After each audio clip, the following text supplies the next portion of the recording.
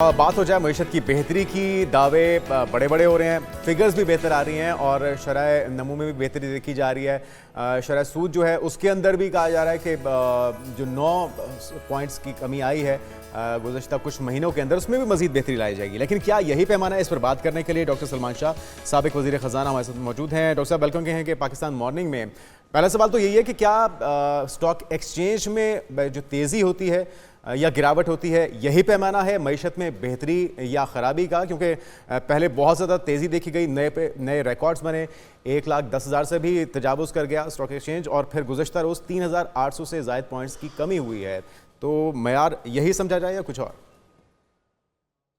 नहीं, देखें, बहुत से मयाद होते हैं। एक स्टॉक एक्सचेंज एक इंडिकेटर है जो बड़ा इम्पोर्टेंट इंडिकेटर है, लेकिन इसके अलावा आपकी इकोनॉमिक ग्रोथ, आपकी मुल्क में इन्वेस्टमेंट, आपकी जो प्रोडक्शन है उसमें इजाफा, फैक्ट्रियों का चलना, लोगों को रोज़गार मिलना, ये इंडिकेटर्स हैं जो एक्चुअली अवाम के लिए बहुत ज़रूरी हैं। सबसे इम्पोर्टेंट उसमें रोज़गार है। तो अगर आपका स्टॉक मार्केट बहुत ऊपर भी चले जाए और उसके ऑपोजिट डायरेक्शन में आपकी रोज़गार जाए, तो फिर उसका अवाम के लिए कोई ख़ास फ़ायदा नहीं है। बिल्कुल ठीक है। यस, अगर आप स्टॉक मार्केट के ऊपर जाने के साथ बाकी चीज़ें भी सारी करें, इन्वेस्टमेंट क्लाइमेट अपना बेहतर करें, ताकि इसकी वजह से लोग सरमायाकारी करनी शुरू कर दें, बैरून मुल्क से सरमायाकारी आनी शुरू हो जाए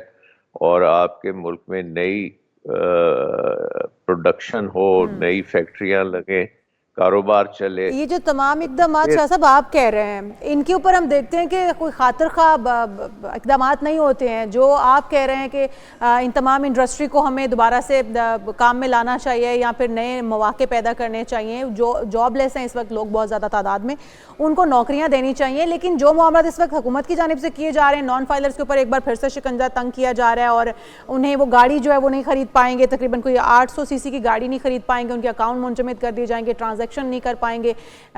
उन लोगों के ऊपर इतना शिकंजा तंग किया जाना, जो इकदाम किए जाने वो तो हो नहीं रहे गवर्नमेंट की जानिब से। जो दूसरी तरफ हम देखें तो आवाम को सिर्फ तंग करने की कोशिशें की जा रही हैं। ये आप क्या समझते हैं, मईशत की बेहतरी के लिए ये भी?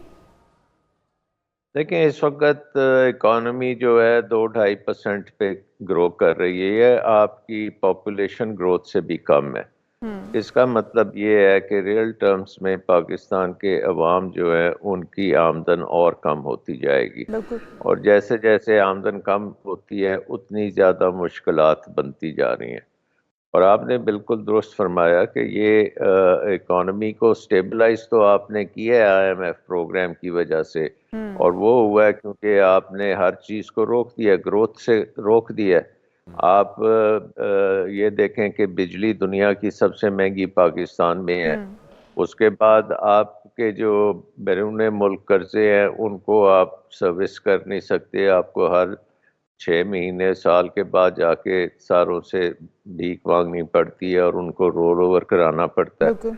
अखराजात में आपने कोई कमी नहीं की, कोई कटौती नहीं की, उसी तरह भरमार है सरकारी जो डिपार्टमेंट्स हैं और सरकारी रेगुलेशंस हैं, और कोई काम नहीं कर सकते। और जैसे अभी आपने कहा कि ये सारी जो रुकावटें FBR लगाएगा तो उससे इकॉनमी और भी नीचे आएगी। तो असल रिफॉर्म्स जो हैं वो हैं एक्सपेंडिचर रिफॉर्म्स, हुकूमत के अखराजात कम करने, नंबर 1।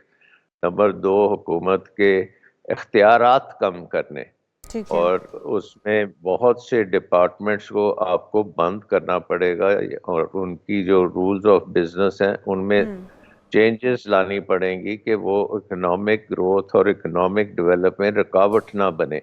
अब हर चीज़ में अगर आपने एक NOC लेना है हुकूमत से, और फिर आपने गाड़ी लेनी है, फिर आपने कारोबार कोई करना है, तो वो इकोनॉमी कैसे चलेगी? लेकिन ये तो मतलब शाह साहब, ये जो नॉन फाइलर्स वाला मामला है, कहा जा रहा है कि ये कैटेगरी ही ख़त्म करनी होगी। ना सिर्फ उनके गिर्द है शिकंजा कसा जा रहा है, बल्कि उन्हें मुकम्मल तौर पे अब डिस्करेज किया जाएगा। आपके ख्याल में अब اور کیا کیا اقدامات ہوں گے اس معاملے کو لے کے, اور کتنا ضروری ہے, کیونکہ یہ معاملہ تو صرف پاکستان میں ہی ہے, نان فائلر والا, جو ترقی یافتہ ممالک ہیں وہاں پہ تو اس کا کانسیپٹ ہی نہیں موجود.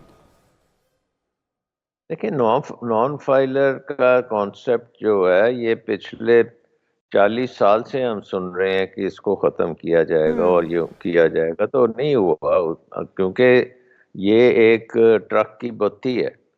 اصل جو ریفارم ہے وہ آپ کے ٹیکس کے نظام کی ریفارم ہے, اور ٹیکس کا نظام میں ایڈمنسٹریٹو ریفارمز چاہیے. بالکل ٹھیک. آپ کو ٹیکس کے نظام کو ڈیجیٹلائز کرنا پڑے گا, آپ کو اس میں ہیومن انٹریکشن ختم کرنا پڑے گا, تاکہ ایک سیلف اسیسمنٹ سکیم پوری دنیا میں جو ہوتی ہے, سیلف اسیسمنٹ ہوتی ہے کہ جو ٹیکس پیئر ہے وہ خود بخود اپنا فائل کرتا ہے, اور اس کو آگے سے ایک مشین میں اس کا ڈیٹا جاتا ہے, وہاں سے اس کو آ جاتا ہے جواب کہ جی آپ نے ٹھیک ٹیکس دی ہے اور اب آپ کو اور کچھ کرنے کی ضرورت نہیں ہے. خودکار نظام متعارف کرانا ہوگا اور اس کو منظم کرنا ہوگا. حکومت کی تو ذمہ داری ہے, اب یہ جو جس طرح سے شاہ صاحب کی بتی کے پیچھے لگایا ہوا ہے, شہریوں کو بھی ذمہ داری کا مظاہرہ کرنا ہوگا. بہت شکریہ.